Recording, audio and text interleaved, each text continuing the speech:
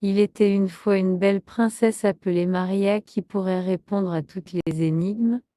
La seule chose plus évidente que l'intelligence et la beauté de Maria était son ennui avec la vie terne et prévisible de la cour royale. Capacité remarquable de la princesse Maria de répondre à des énigmes est apparue il y a 17 ans quand elle était juste un petit enfant. À l'époque, le bouffon saurait souvent divertir la cour avec des casse-têtes qu'il avait apprises au cours de ses voyages avec le cirque de la ville. Le bouffon a été récemment renvoyé par un tel voyage quand il a comparu devant le tribunal avec un conte passionnant. Je dois vous le plus grand et le plus difficile énigme jamais à proclamer le bouffon fier ce jour-là. Et personne mais me l'a jamais été en mesure de le résoudre. Je vous l'ai porté à travers la grande mer, à partir d'une petite île qui est l'hôte d'un vieux mendiant vous voyez. Ce mendiant a dit tout le monde. Il rencontra qu'il ne demanderait pas un sou répondez-moi disait-il, et vous serez sur votre chemin en un rien de temps. Le bouffon a imité la voix du vieux mendiant avec un sourire sur son visage comme il a répété l'énigme pour ceux qui sont assemblés à la cour.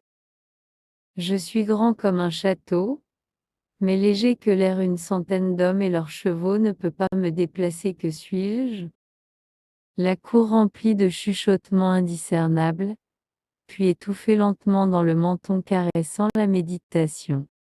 À ce jour l'énigme provoque la même réaction où il est dit, sur l'île où le mendiant a vécu, tout le monde dont les oreilles il est passé était si déconcerté que personne ne pourrait jamais imaginer une réponse.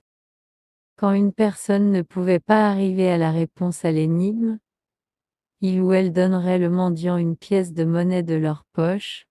Cela a duré si longtemps que le mendiant bientôt fait fortune et est devenu le plus riche de l'île. Beaucoup de gens considéraient comme le mendiant d'être un escroc, déclarant que le vieil homme avait écrit une énigme sans réponse de façon à déjouer les insulaires, mais le bouffon a insisté qu'il avait résolu l'énigme et qu'il était le seul à jamais l'avoir fait. L'astuce pour résoudre l'énigme, dit le bouffon à la cour, et pas non plus trop y penser. Quand il était clair que pas un des seigneurs de la cour ont été en mesure de répondre à l'énigme, le bouffon gonfla sa poitrine et a proclamé « La bonne réponse est… » Ombre de le château. Interrompit jeune princesse Maria. Tous ceux qui sont rassemblés devant le tribunal ce jour-là se sont tournés vers la princesse et le souffle coupé dans la crainte. Petite Maria a continué à jouer avec sa maison de poupées. Complètement inconscient du choc qu'elle avait provoqué, la cour a éclaté de rire et les applaudissements et le bouffon, plus choqué que l'enfant avait résolu son énigme, tournait plus rose que la robe de la petite princesse et a couru hors de la cour dans un accès de colère. Inutile de dire, le bouffon était pas un grand fan de la princesse de l'avant que 2 jours. Il lui en voulait pour lui voler son tonnerre et lui donnant un air stupide en face de toute la cour.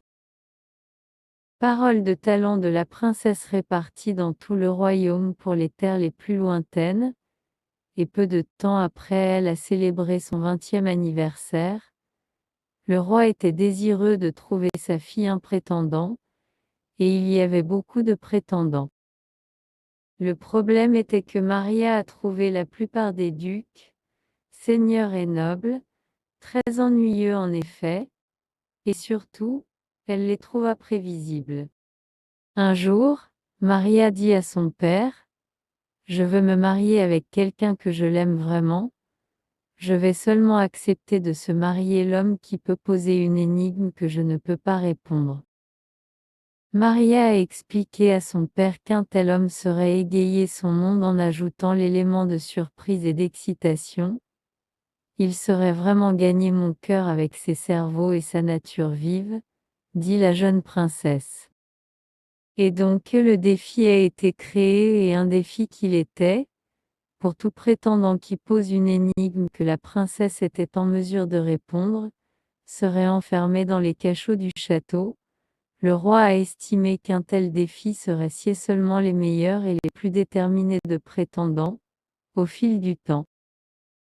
Nouvelle du défi atteint loin, même à un coin oublié de l'Uni, où vivait un jeune paysan appelé Manuel.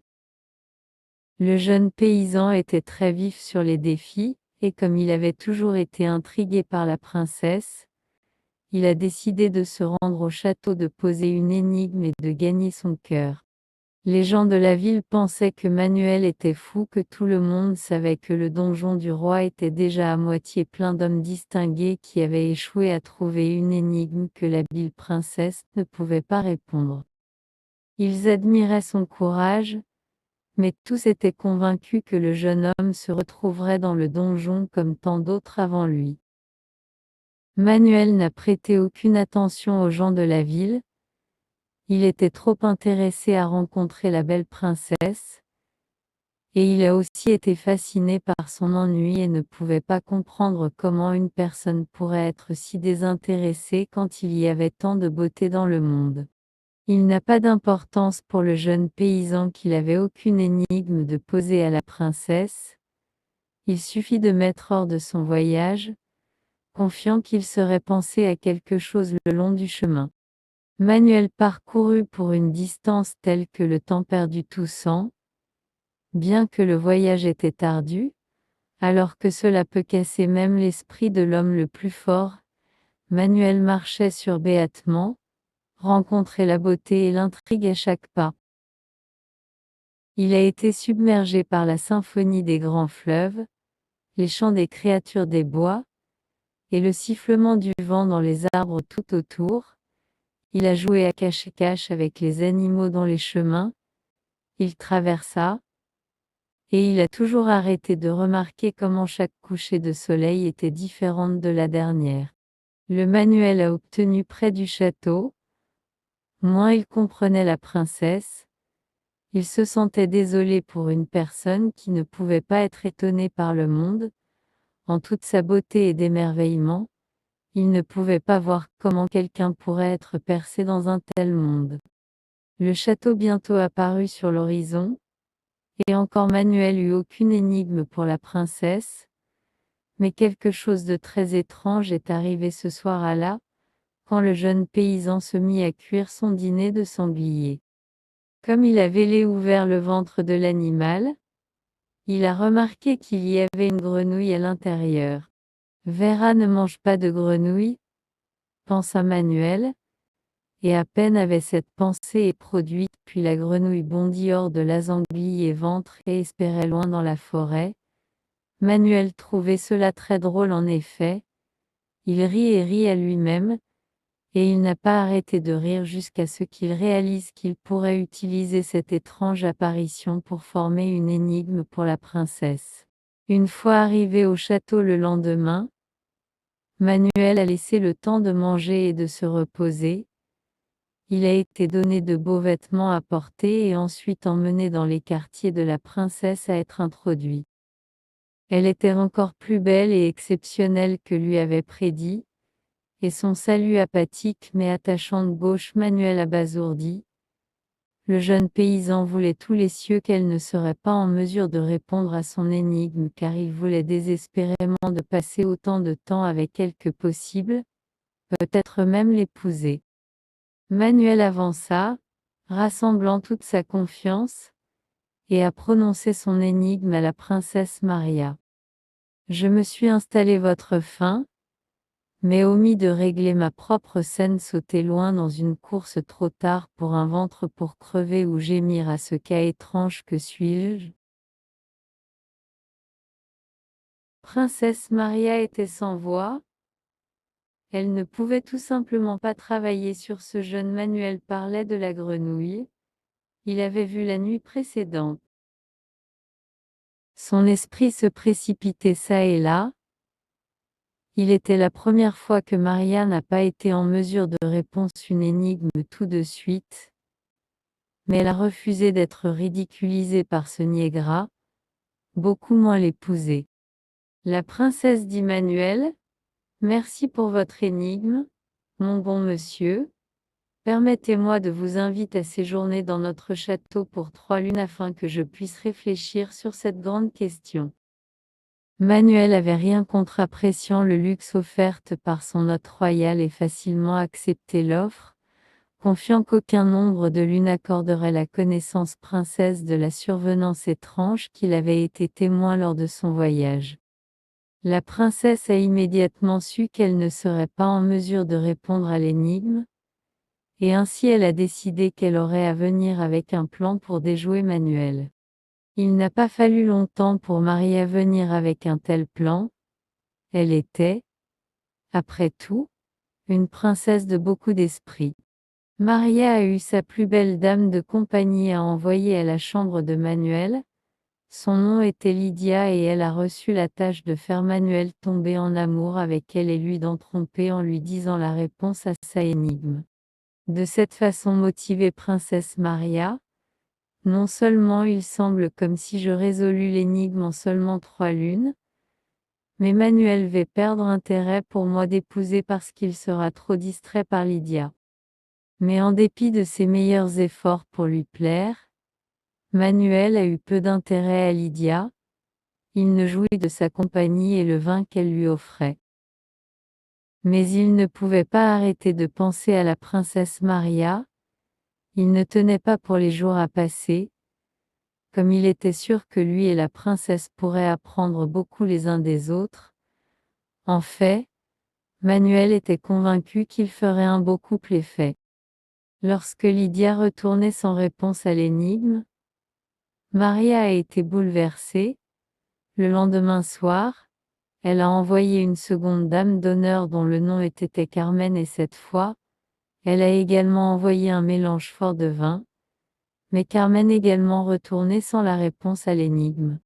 La 3e nuit, la princesse a décidé d'envoyer sa dernière dame d'honneur dans Rosa, mais avant de Rosa est arrivée à la porte de Manuel, le vieux bouffon apparut et a dit au jeune homme: « Êtes-vous vraiment si pur que vous ne pouvez pas voir la princesse tente de vous tromper, mon garçon?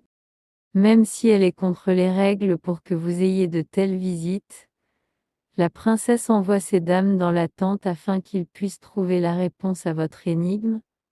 Rappelez-vous, enfant, la princesse est plus rusée que elle est sage. » Bien que le Manuel innocent a été surpris d'entendre ces nouvelles, il n'a pas changé son attitude et a reçu son 3e personne joyeusement ce soir.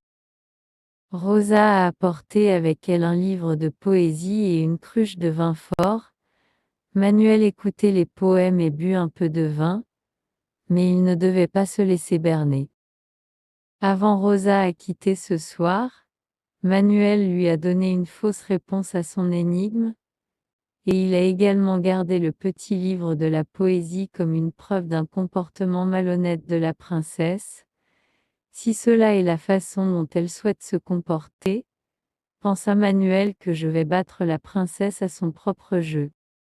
Le dernier matin, la cour rassemblée pour assister à encore un autre prétendant condamné à perpétuité dans les donjons du château.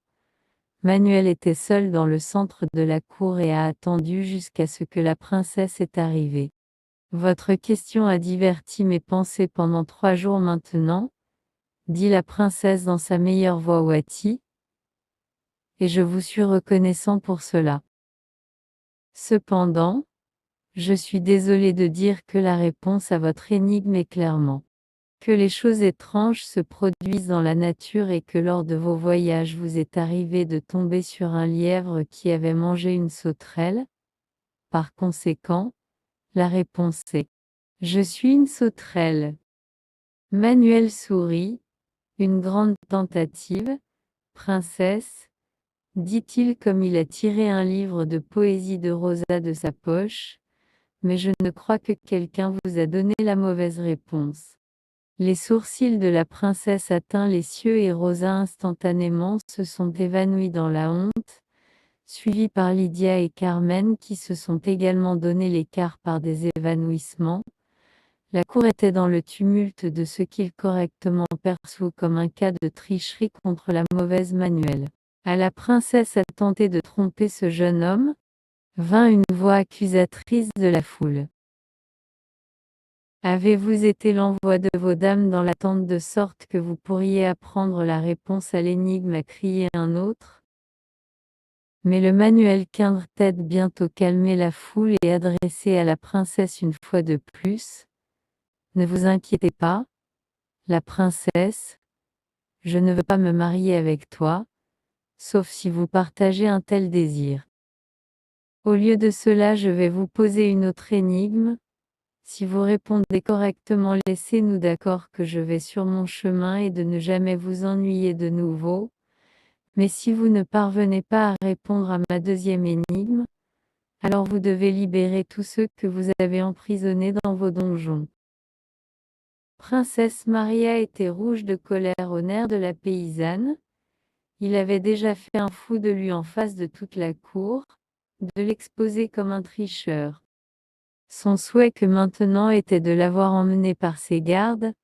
Pourtant, elle n'a d'autre choix que d'accepter le défi de Manuel, et dans le même temps il y avait un nouveau sentiment étrange croissant à l'intérieur de la jeune princesse, celle qui ne pouvait être décrit comme l'admiration, peut-être même le désir. Le jeune homme a parlé. Qu'est-ce que peut être avalé, mais peut également vous avaler? Princesse Maria connaissait la réponse à cette énigme presque immédiatement. La réponse a été la fierté, et la fierté était exactement ce que la princesse était prête à avaler. Maria prétendait qu'elle ne connaissait pas la réponse.